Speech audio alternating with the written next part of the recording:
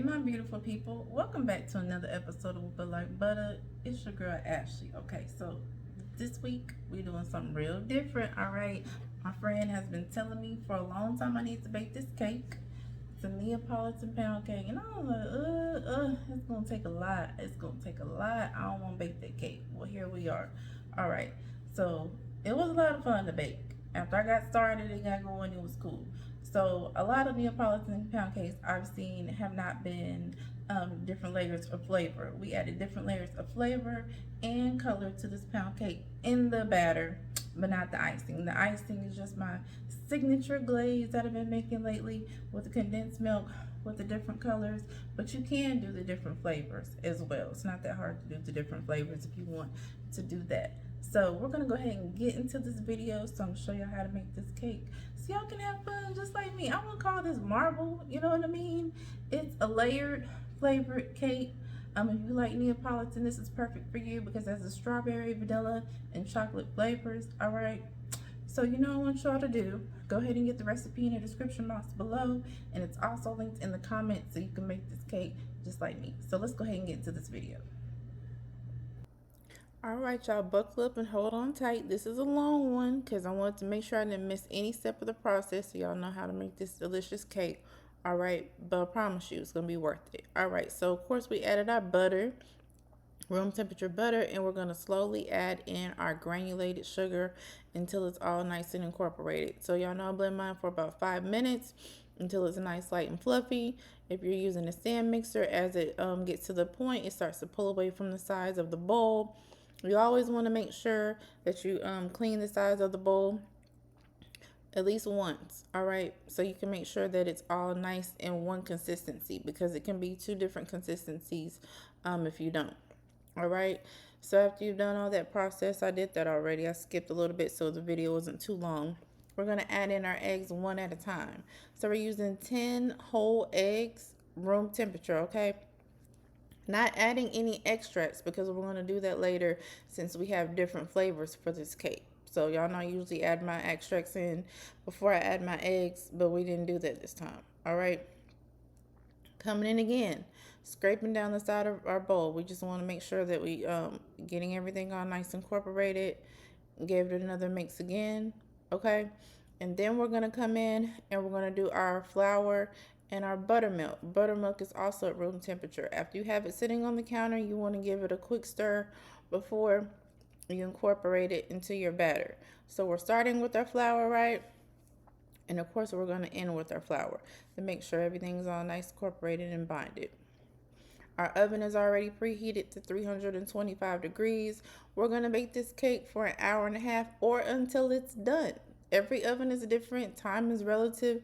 Bake the cake until it's done. Do the toothpick test to make sure you have a little bit of moist crumbs or that toothpick is dry. Then it's good to go. All right.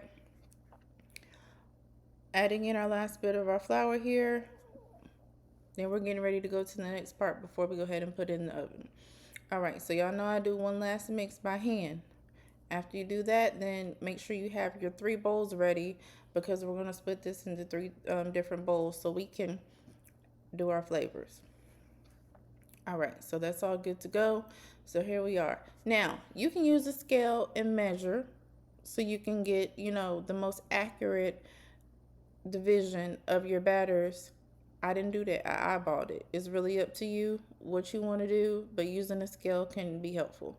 So we're starting with our vanilla extract. So y'all know I usually use about 4 teaspoons of extract for each cake. So what I did for 2 batters is I did 1.5 teaspoons of vanilla extract. So one is our vanilla batter and one is going to be our cocoa batter. And then we have a strawberry batter as well. So I added about 1 teaspoon, 1.5 teaspoons in there. You see I put a little bit more. That wasn't quite a half, but you know what I'm saying. Add a little bit more if you think that you need it for a stronger strawberry flavor.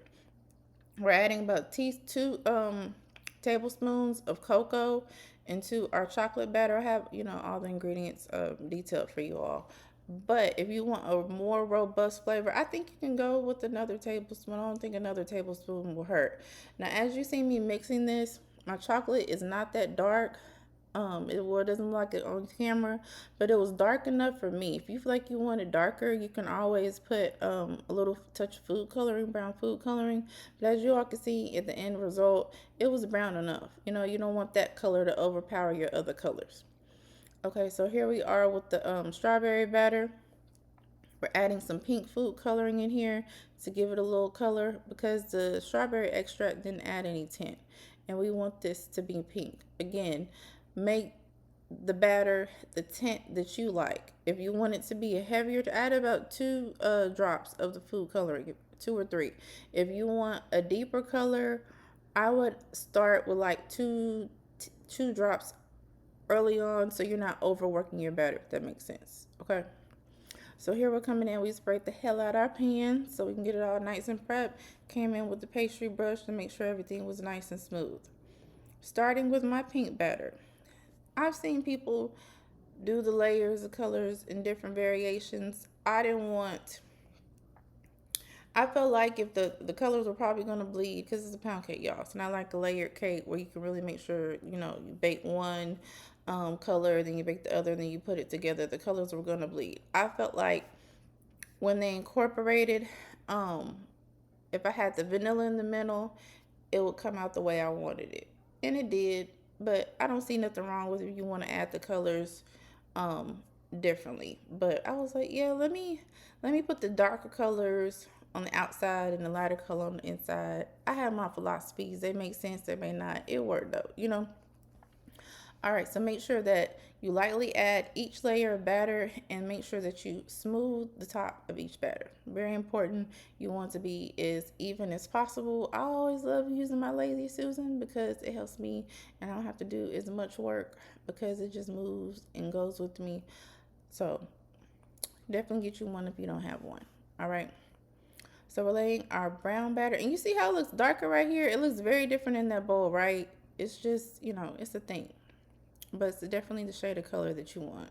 So after that, we're going to give our pan a little tap. And we're going to put our cake in the oven. And like I told y'all, we're going to bake this for at least an hour and a half or until it's done.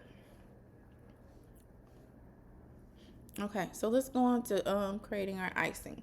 So, we're doing a little signature one. I actually sifted my powdered sugar this time. I've been hearing people talk about that. I'm like, ain't got time for that. It come out just fine. It was a difference, all right? So our melted butter, we added a little salt in here for a balance of flavor. Our condensed milk, okay? A little flavor because I'm only doing my icing in one flavor. You could definitely leave the flavor out, and when you get ready to separate it, add flavor. It's really up to you. So we're adding our milk a tablespoon at a time just until it reaches the consistency that we want it to.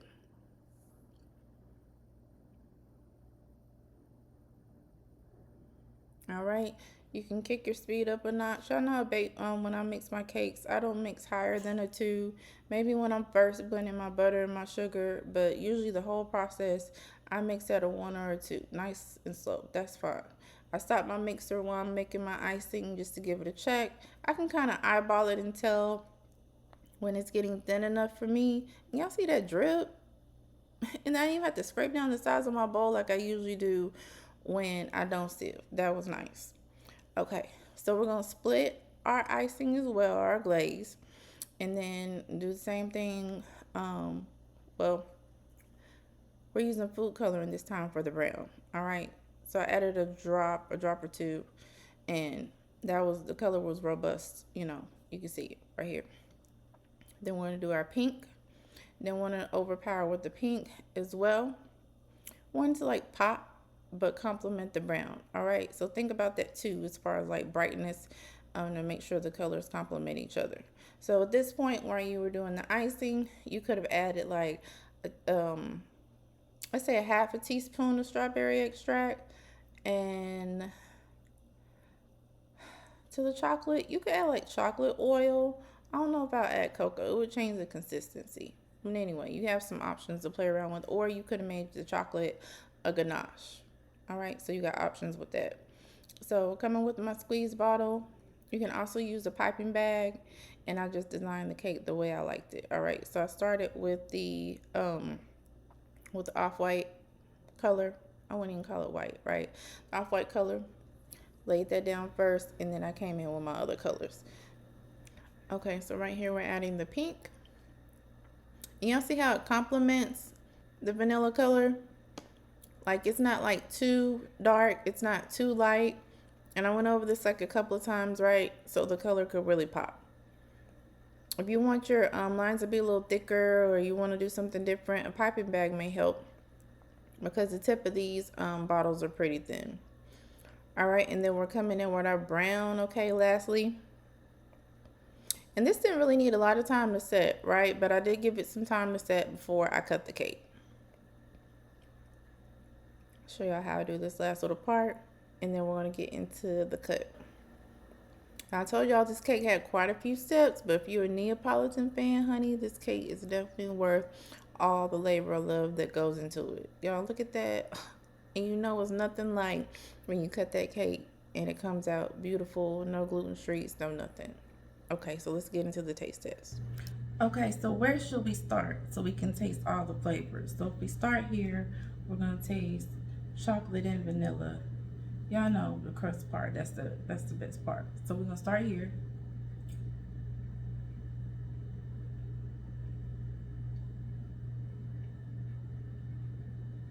Y'all,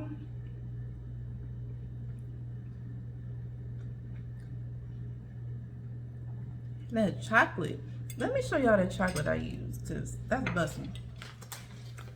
I've been feeling this brand lately. This is their Dutch processed cocoa. So much better. It's a high quality cocoa. Much better than the regular cocoa that you get in the store. It's linked in my Amazon store if you want to try it. It ain't cheap, baby, but it's worth it. And this is an 8-ounce bag. This is a pretty big bag.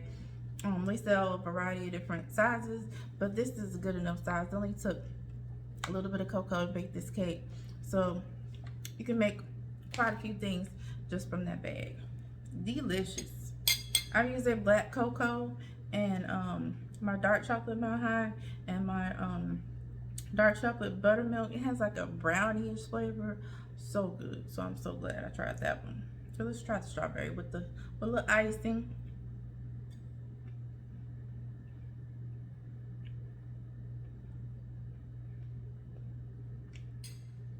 I like that the flavors really do go well together. If you're a strawberry person, y'all know, if you've been watching my videos for a while, I'm really not supposed to have strawberry. But this is not bad. Like, it didn't taste like too much for me. I would add a little bit more strawberry flavor just to give a little bit more pack of that flavor. But otherwise, I think it's a nice balance of flavor with all the flavors. I love how the food coloring came out. I wanted the colors to be a little light, not too bright. You may want yours a little brighter. So if you do, you know, play around with the food coloring, use something darker, mix some colors, whatever you want to do.